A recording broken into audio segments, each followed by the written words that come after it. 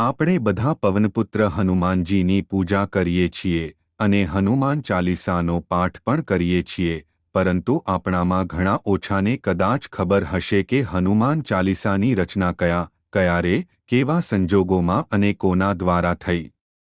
આ વાત ઈસવીસન 1600ની છે. આ સમ્રાટ અકબર અને સંત શ્રી તુલસીદાસજીના સમયની વાત છે. એકવાર સંત તુલસીદાસજી મથુરા જઈ રહ્યા હતા. રાત પડી જવાથી એમણે આગ્રામાં જ રાતવાસો કરવાનું નક્કી કર્યું અને આગ્રામાં જ રોકાઈ ગયા. આગ્રાના લોકોને ખબર પડી કે સંત તુલસીદાસજી આગ્રા પધાર્યા છે.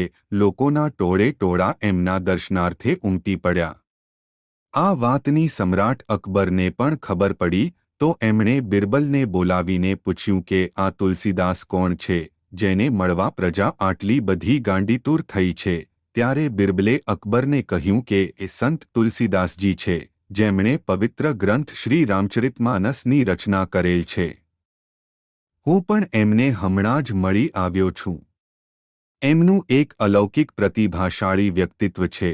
અકબરે પણ તુલસીદાસજીને મળવાની તીવ્ર ઈચ્છા વ્યક્ત કરતા સૈનિકોની એક ટુકડી તુલસીદાસજીને લેવા મોકલી આપી અને સૈનિકોએ જઈને એમને તુલસીદાસ તુરંત લાલ કિલ્લા પર અકબર સામે ઉપસ્થિત થઈ સમ્રાટની એમને મળવાની ઈચ્છા પરિપૂર્ણ કરવાના આદેશનો સંદેશ આપ્યો. આ સાંભળીને સંત તુલસીદાસજી એ સૈનિકોને કહ્યું કે હું તો પ્રભુ શ્રી રામનો ભક્ત છું. મારે તમારા સમ્રાટ અને લાલ કિલ્લા સાથે શું સંબંધ? હું તમારા સમ્રાટને મળવા આવવા અસમર્થ છું.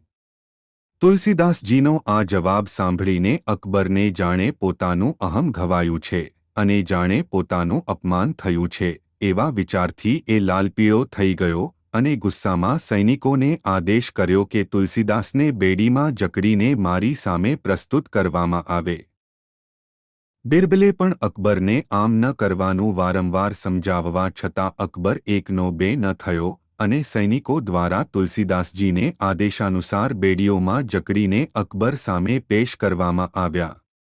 અકબરે અહંકારમાં સંત તુલસીદાસજીને કહ્યું કે તમે તો એક કરિશ્માઈ વ્યક્તિ છો ને, કોઈ કરિશ્મો કરીને પોતાને બંધન મુક્ત કરી શકો તો કરો, મારે પણ જોવું છે. તુલસીદાસજી એ કહ્યું હું તો ફકત ભગવાન શ્રી રામનો ભક્ત છું, હું કોઈ જાદુગર નથી જે આપને કોઈ કરિશ્મો બતાવી શકું.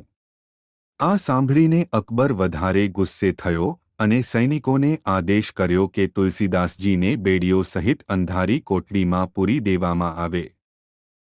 અને બીજે દિવસે અચાનક સેંકડોની સંખ્યામાં વાંદરાઓએ લાલ કિલ્લા પર ધાવો બોલીને બધું અસ્તવ્યસ્ત અને તોડફોડ કરવા માંડ્યું. અને આ બધું જોઈ ગભરાયેલા અકબરે બિરબલને બોલાવીને પૂછ્યું કે આ બધું અચાનક શું થઈ રહ્યું છે.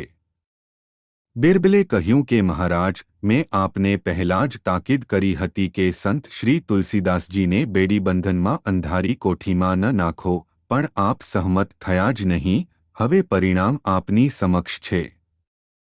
અકબરને તરત પોતાની ભૂલનું ભાન થયું અને આદેશ આપીને સંત તુલસીદાસજીને અંધારી કોટડીમાંથી બહાર કાઢીને બંધન મુક્ત કર્યા અને આ બાજ બધું શાંત થઈ ગયું. તુલસીદાસજીએ આપબીતીનું વર્ણન કરતા બિરબલને કહ્યું કે મને વગર અપરાધે શિક્ષા થઈ છે. મેં અંધારી કોટડીમાં આખી રાત રડતા રડતા ભગવાન શ્રી રામ અને શ્રી હનુમાનજીની આરાધના કરી અને રડતા રડતા ચમત્કારિક રીતે મારા હાથ પોતાની જાતે જ કાંઈક લખતા હતા. સવારે જોયું તો મારા વડે એક 40 ચતુર્ભુજ ચાલીસાની ચમત્કારિક રચના થઈ છે. સંત શ્રી તુલસીદાસજીએ અંધારી કોઠડીમાંથી બહાર આવીને તુરંત કહ્યું કે જેવી રીતે હનુમાનજીએ મને પ્રેરણા કરીને મારા દ્વારા હનુમાન ચાલીસાની રચના કરાવી મને મારા પર આવેલ ભયાનક સંકટમાંથી મુક્ત કરાવ્યો છે, એ જ રીતે આજથી આ પૃથ્વી લોક ઉપર ક્યારે પણ જો કોઈ વ્યક્તિ સંકટમાં હશે અને આ શ્રી હનુમાન ચાલીસાનું મન વચનથી પઠન કરશે, તો હનુમાનજી એ વ્યક્તિને કોઈ પણ સંકટમાંથી ઉગારી લેશે.